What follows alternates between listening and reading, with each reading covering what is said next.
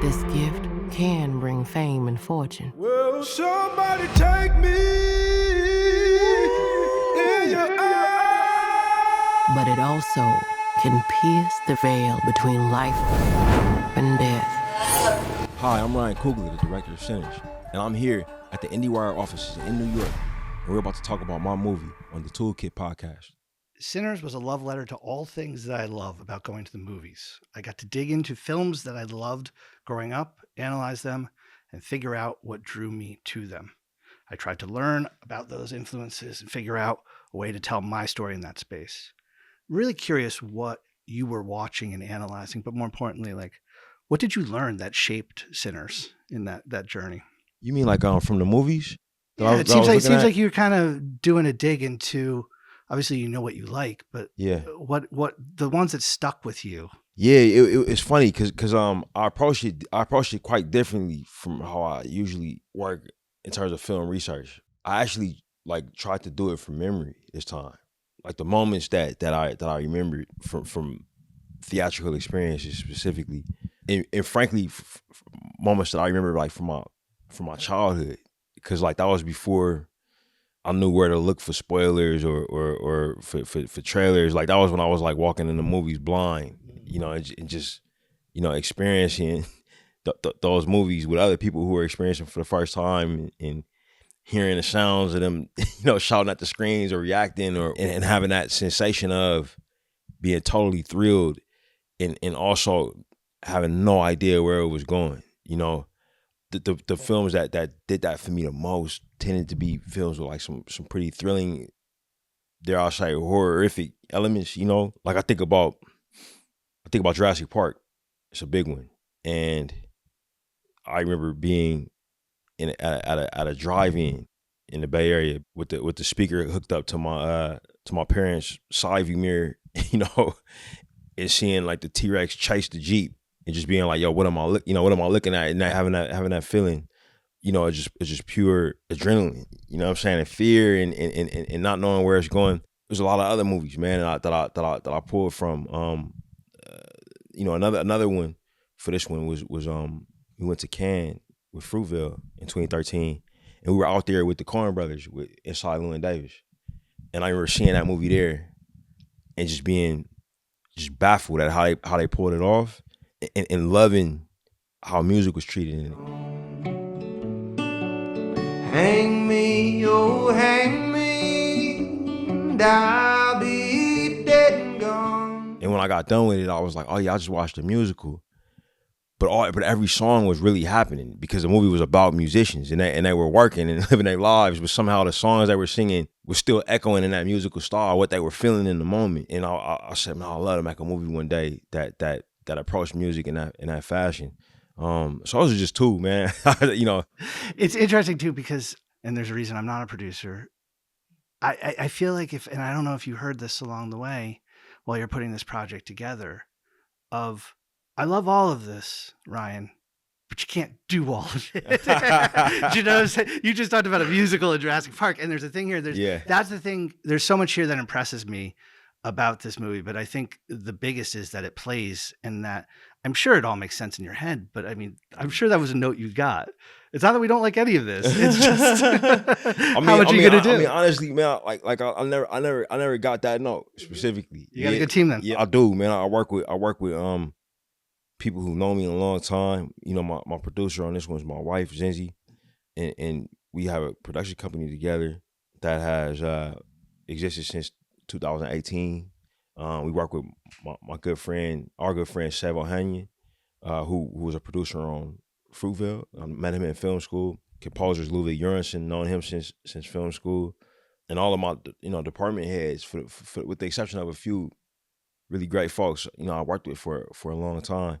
And that's the thing. Like I think that cinema is a language, and like a language, you can be conversational. You know what I mean? You can understand it when it's spoken to you and not be able to speak it. You can understand it and speak it, but not be able to write it. I like to consider myself fluent in cinematic language. there are things that I can say in cinematic language that I can't say in words. So if somebody says, hey, describe Sinners to me, it's very difficult for me to describe it. But if I gave you my screenplay or if I showed you my movie, you know what I'm saying? Like, then you would get it. You know, does that make sense? It does. It does. Okay. It does. You know, I was trying to think of a way into this, and I was reading the press notes, and I thought maybe the easiest way is tell me about your Uncle James. Oh, man. I'm sorry, I didn't mean to. No, it's okay. It's a hard on my sleeve movie, bro. So the press run has been interesting. So yeah, my uncle James, bro. To tell you about my Uncle James, I gotta tell you about my family a little bit. So I was born and raised for the most part in Oakland, California, and I was born in the late '80s. Both my parents are from Oakland, and my mom's family is massive, you know, and they are unique in that pretty much everybody is in North Oakland, which is the smallest part of Oakland. But Oakland is in the close to, it's basically like the West Coast Brooklyn in many ways to if San Francisco is Manhattan, and it's expensive, bro. So like my parents couldn't afford to get a house in Oakland when it was time for them to buy a house. So they bought one in a city called Richmond, which would essentially be the Northern California's version of Newark, if that makes sense, right? We moved to Richmond, and then shortly after, another section of my family moved to Richmond too, in like kind of like walking distance from where we live, and that was my Uncle James part of the family.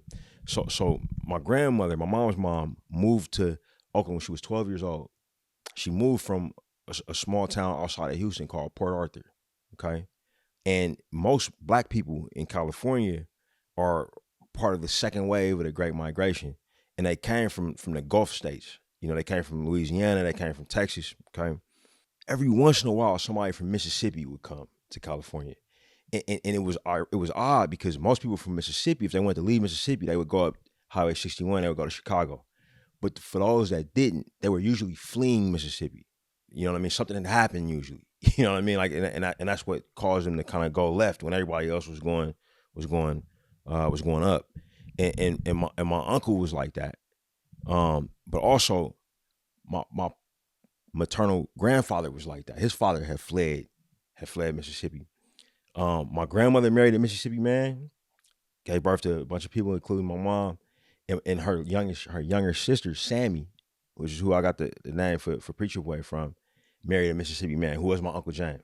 For a long time, because my mom's dad died right after she got married, I didn't meet him. My Uncle James was the oldest male member of my family, and all of a sudden, when I was like 11 years old in this new city, I had my uncle down the street, you know, so I would walk down the street and go spend time with him. You know, it was one of the few places my mom would let me walk in Richmond was to his house, and he'll get off work, and all he would want to do is listen to old blues records, drink old Taylor whiskey, and he was obsessed with the San Francisco Giants, so he would watch them on TV if they were playing, or he would listen to them on the radio. And I would just sit there with my uncle, man, you know what I mean, who was the oldest man I knew, you know, listen to stories about Mississippi, and talk to him about life and baseball. I'm a very family-oriented person. It's been how I got down. And when I realized I wanted to make movies, I'd already kind of dedicated my life to playing football and going to school, right? So that took me away from my family quite a bit. And then when I decided I wanted to make movies, you know, that took me away from him even more. I had to go to Los Angeles, go to film school, start making movies around the clock, essentially. And fast forward to 2015, my uncle got really sick, and I was in Philadelphia, you know what I mean, while he was getting, you know, basically getting diagnosed with terminal cancer. And he would send me voice notes, you know, of encouragement when I was homesick and I don't want to go home. When I got into post-production on Creed, which was in Los Angeles, I was at Wildfire Studios, which is like mid-city LA. And I got the call that he died. And I felt really guilty, bro. Like, cause I got the call, I was like, you know, trying to picture like this boxing movie or whatever, you know, and I felt bad that I wasn't home, you know. So you know, got back for the funeral but a mourning ritual for me in a way that I would kind of ease that feeling of guilt and loss. I would play these blues records, you know, that I just associated with it was like old man music to me. You know what I mean? I would play them with a newfound perspective, and I would kind of conjure my uncle. It would feel like, but also like I garnered a great appreciation for just how great the music was. And this film is like an exploration, I think, on your part of the kind of ancestral, your family, Uncle James and your maternal grandfather, part of that Great Migration. And so to go back to 32 Mississippi and do it through blues is a very much you looking at the situation, the why people kind of like why there was the Great Migration. Absolutely. Right? Absolutely. And why some people chose to stay, like to understand the Great Migration is to also understand that was home, like for a long time, our people's home was the South, and to migrate means to leave something behind, and very often and rightfully so, that part of time and that physical location in the United States is a place that's associated with a lot of pain, a lot of shame, a lot of discomfort.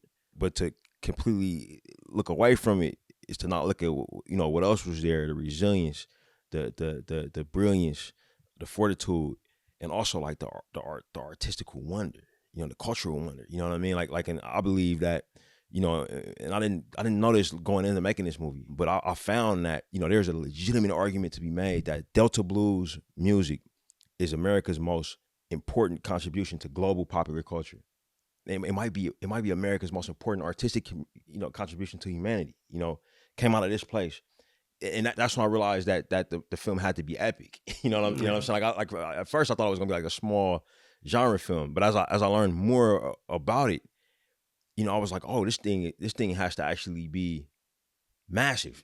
Like for it to feel right. To do it justice. And that was an astonishing discovery for me, to be honest with you. You're talking to somebody who went back to the continent of Africa to connect with his ancestors, but I skipped over the American South. You know what I mean? I completely skipped over it. Hadn't been to Mississippi, hadn't been to Port Arthur, hadn't been to these places where my family just were, like a few generations ago. Could you talk, I think there's one scene, there's a lot of things that people are going to be talking about with this one, but off what you just said, could you talk about the scene? I think it's about halfway through. You know exactly where I'm going with this one. I think it's about halfway through. And there's so much great music in here, but you not only were in the middle of a 1932 music, but suddenly Funkadelic shows up, hip hop shows up. I think you go back to West African drumming at one point. I've only got to see the movie once, but there's this thing where it's like suddenly all these things appear. And I'm wondering if you could talk about that scene because it's quite remarkable. I appreciate that, Chris. It was a scene that everybody talked about when they first read the script. It was a scene that all of my department heads were the most excited about. The scene that the studio we ended up thankfully partnering with was obsessed with, and when we would test the movie, it was a scene that it was a scene that would always come up first. When I wrote it in the script, the first time I wrote it was a surreal montage, is what we called it. That's what I called it first, and it caught on. Ludwig Göransson, my composer, and who I've been working with for well over a decade, has become basically like family to me.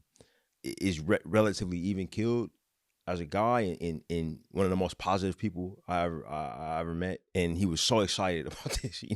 Like when we first talked about it, like I hadn't seen him that excited about something maybe ever. So that was kind of when I knew that I had something in Zinzi and Sev when they first read it. They were among, Zinzi's always the first person to read anything I have, and they I remember the conversations we were having about it, and I was thinking maybe we have something here. But for me, it all started with the fact that I would listen to that blues music to think about my uncle, and I thought, man, who was he thinking about when he was listening to it? Like did he listen to that and was it people that he was conjuring when he was doing that, and also that feeling of being at a live performance of any art, right? Like it could be a stage play, or it could be a really good movie, but usually it's music. Like when you see a virtuoso perform, and you're in the presence of a group of people who also appreciate the art form, but also know the context of it, know where the artist is coming from. They relate to it. They might not be able to play it, you know what I mean? But they relate to what's being portrayed, and the feeling of euphoria that almost becomes like a storm system. You know what I mean? Like it's feedback happening and rippling. And I've had a few of those moments. In those moments, you feel immortal, like you outside of space time for a little bit, like it's it's another presence there with you, and through film language, you know, I said, well, wait, I got a movie where vampires gonna show up and take chunks out of people's jugulars, you know what I mean? You know, they're gonna fly and do all kind of. I said, well, maybe we can do this supernatural thing too, and portray this in a way that actually gives like a magic realist or a surrealist tactile feeling to things that people know to be true. And I think, and we're going to talk to your collaborators about this as well, but one thing I would add is just that people are going to focus on the genre elements here. They're going to focus on some of the period elements, and everybody agreed to me, so much of the choices that you make and also your collaborators made was 1932 Mississippi is now. From color to the IMAX, you do not want us looking through some kind of filter here, right? And that scene speaks to that to a certain degree. Well, yeah, yes, and the thing is like, you know, I'm able to do what I do because of my family, you know, because of how I was raised and how I was protected and how I was sent off in my community. And one of the most powerful things about my community is that it is a transgenerational one. You know, like my producer, Zenzi, her father is 93 years old. He was born in Chicago. His parents migrated there from Mississippi.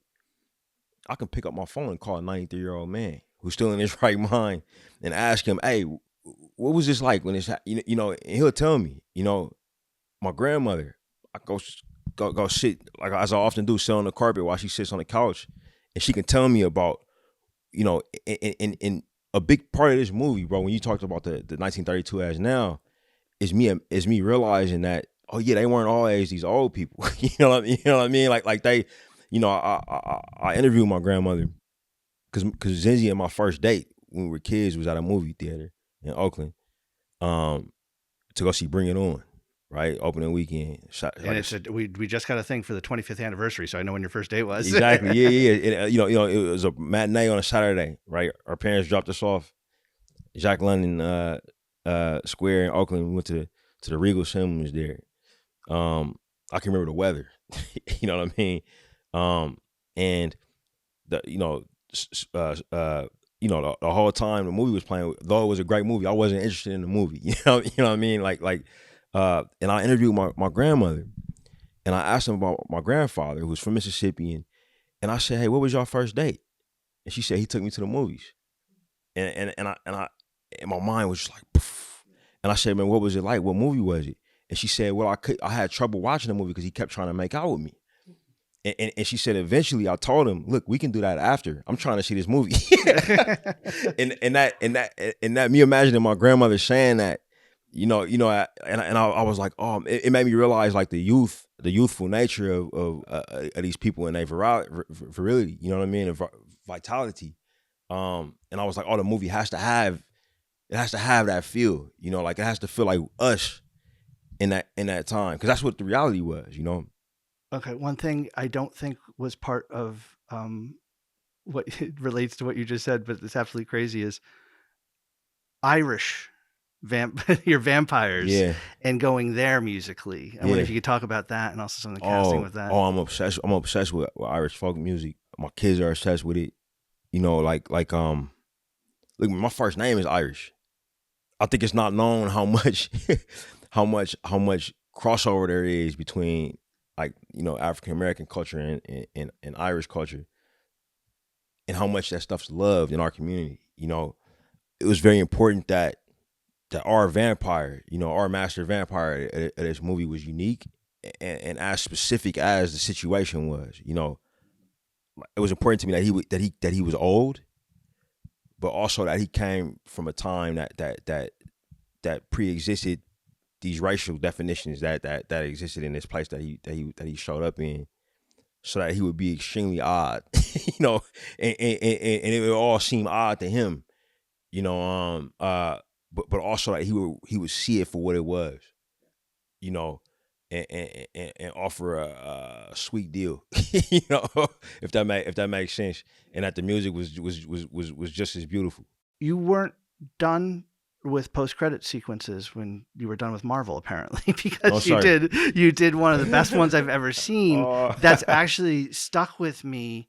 I wonder if you talk about, because to me that's just not a postscript. To me, that's Buddy Guy appearing. To me, feels like almost the thesis of the movie to a certain degree. It feels like the soul of it, and to see it's almost everything converging once in this little scene in the bar. I wonder if you could talk about that. Well, yeah, Buddy Guy was my uncle's favorite living artist when he passed away. That was how I knew who Buddy Guy was, not from his music, but from the fact that my uncle would get dressed up and go out to go see him whenever he came to California. And it continued up until he couldn't drive himself. Like my mom and my cousin would get dressed up and drive him to go see Buddy Guy when he came to California. So when I wrote the script, and finished it, I said, "Oh man, wouldn't my uncle?" And everything was this. When I was writing, I would play blues music, and I would kind of talk to my cousins that passed away. Both of his sons passed away, and it's a lot of smoke and stacking them. My uncle Rod and my uncle Mark. But I would talk to them, man. I would say, "Man, wouldn't they get a kick out of this?" And when I would write Stacks lines, I was like, "Oh yeah, my uncle Mark would say something crazy like this, that kind of thing." And when I got done, I said, "Oh man, wouldn't Uncle James, wouldn't you get a kick out of that Buddy Guy in a movie?" Or that Sammy is him. Sammy becomes Buddy Guy. Exactly. Yeah. And here's what's crazier, bro. Here's what's crazier. My uncle didn't watch movies, bro. He didn't like them. It wasn't his thing. He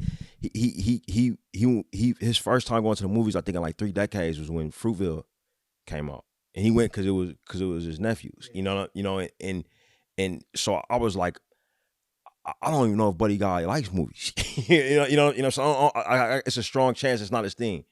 And like I said, Zenzi's family is from Chicago. She's born in Oakland, but her family's from Chicago, and we went out there to go meet with Buddy Guy, man. Francine Maisler, our casting director, kind of lined it up. Yeah, and we went to his bar, Legends, in Chicago, and they took us up like, hey, Buddy, I'll see you now. And I was just fully prepared for him to be like, "Hey, kid, what's going on?" Yeah, nah, And I went in there and he had all his grandkids in there and his kids in there, and he was just surrounded by family. And they looking at me smiling. Like you had some Black Panther fans in that room. Yeah. And I wasn't prepared for this. And he says, before I tell him anything what the movie's about, anything, he says, "Hey, my grandkids tell me I should talk to you." And the way they talk about you, I figure whatever you want me to do, I'm in. And I was just so I was like, "Yo, I can't believe this." I was like, "Can I at least tell you what the movie is?" And he's like, "Sure." Yeah. Congratulations on this one. I really am blown away by this. I if in some ways it feels like your most personal, and in some ways it also feels like your most ambitious, which, considering your career, is kind of a hard thing to do. I appreciate it, man. Thank you, bro.